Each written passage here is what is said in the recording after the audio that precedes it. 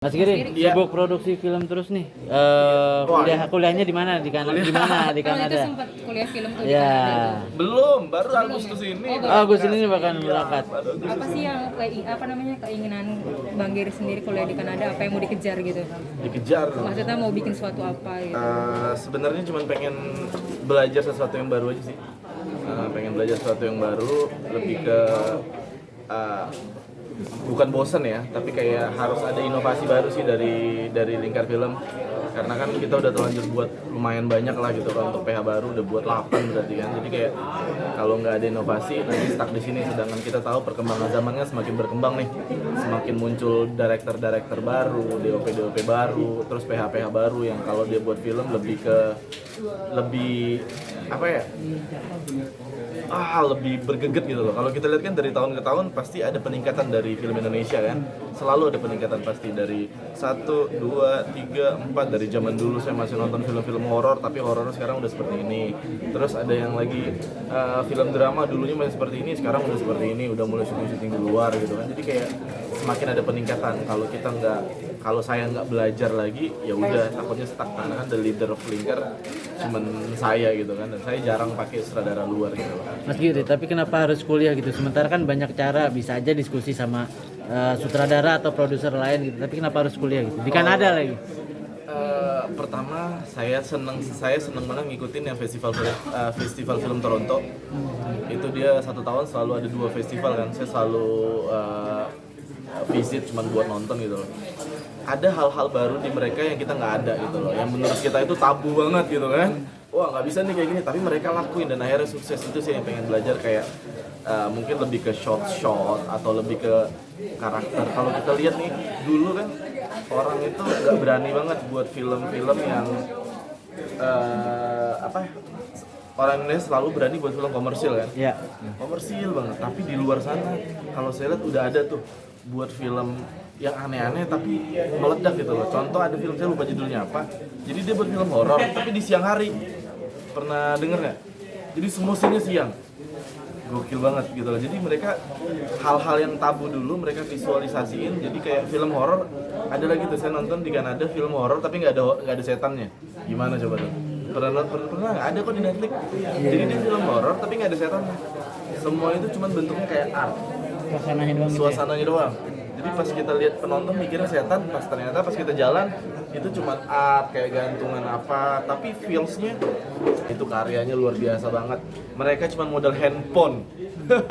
Modal handphone sama kamera, tapi mereka bisa menghasilkan shot kayak film-film pendek yang luar biasa. Saya bilang, saya pengen banget nih pakai mereka gitu loh. Cuman kalau saya sendiri doang nggak mampu saya gitu kan. Otomatis butuh wadah yang lebih besar gitu loh. Butuh wadah ya. Wadahnya mau nggak mau dari pemerintah gitu loh kan. Kalau misalnya pemerintah bisa nyiapkan wadah aja minimal, oke. Biayanya kita kan punya anggaran. Kayak sekarang kan ada anggaran PEN lah ini. Ya. Kan? Anggaran PEN ini berapa ratus miliar kita tahu kan, disubsidi ke PH gitu kan. Saya juga terima gitu kan. Cuman alangkah baiknya kalau memang anggaran itu dibuatkan wadah baru untuk orang-orang yang belum berkembang ini loh. Kalau kami kan sudah ada, ngapain kalian kasih subsidi lagi sih? Ya. Sebenarnya gitu loh, bukannya saya nggak terima kasih ya sudah dikasih gitu loh. Kami juga mendaftar karena kan ikutin saja dibandingin sia-sia. Tapi alangkah lebih bagusnya kalau anggaran ini benar-benar disiapkan buat mereka gitu loh. Kan lebih keren kan? PH besar apa? Iya, kan PH besar kan lihat deh, saya kasih listnya kalau mau PH besar yang dapat gitu loh. Lumayan loh, ada 4,5, 1,5 miliar. Coba bayangin kalau anggaran itu benar-benar kita buatin wadah untuk anak-anak muda. Kita mulai dari festival dulu ya, kita tes kemampuan anak muda ini masukin festival-festival luar. Buktinya banyak kan, film Indonesia masuk festival luar kan, akhirnya baru tuh Indonesia tayangin di Netflix, tayangin di sini. Nah itulah kenapa, karena nggak ada support sistemnya. Jadi mereka harus terkenal di luar dulu, baru deh gue mau ambil. Nah kebiasaan Indonesia, sorry saya orang Indonesia tapi kebiasaan Indonesia gitu, dari segala macam aspek, mau aspek olahraga semuanya yang bagus di sana nggak bakal diingat dulu, kecuali udah jadi liga di Amerika dulu sana, baru deh mereka ambil gitu kan. Kayak gitu. Nggak takut gagal lagi kayak 2019 kemarin Mas Giri? Gagal, semua orang pasti takut gagal ya, tapi dari kegagalan yang kemarin saya bukan gagal karena diri saya yang pasti. kemarin suara saya kalau kita lihat suara saya udah masuk untuk 1 kursi Oh, oke. gitu loh. Jadi yang nggak yang bukannya nggak, memang partai kami nggak masuk parliament threshold. Oh, siap. Iya, jadi tapi saya nggak akan pindah ke partai lain atau apa, saya juga belum tahu gitu loh, karena cuman masih kepengen, tapi saya masih mencari maksudnya gitu loh. Jadi Oh, oke. kalau dari masa kita masih ada masa di sana gitu loh, masih ada masa. Kalau boleh tahu udah partai nggak? Apa? Ada niat pindah partai? Wah, ini kok jadi politik gitu. Ada niat nggak? Mungkin ada yang nawarin gitu. Ya. Ada yang nawarin gitu mungkin dari partai-partai yang ada masuk ke sebagian, parliamentary. iya. Ada banyak lah yang nawarin, tapi saya masih setia sama Pak Hari. Oh, enggak, kebetulan memang. Waduh, enggak bercanda, itu dikatanya. Setuju. Apa? Setuju. MNC. Oh,